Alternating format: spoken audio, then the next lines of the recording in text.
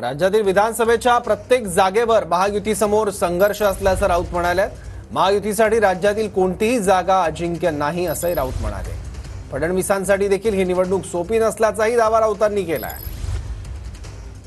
कोणतीही जागा ही महायुतीसाठी अजिंक्य नाही हे लक्षात घ्या। प्रत्येक जागेवर आव्हान आहे आणि मुंबईचं वातावरण सुद्धा महाविकास आघाडीसाठीच अनुकूल।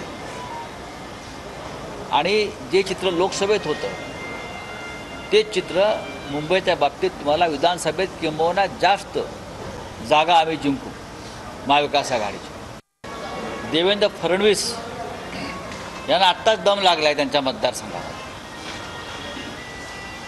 फडणवीसांना निवडणूक सोपी नाही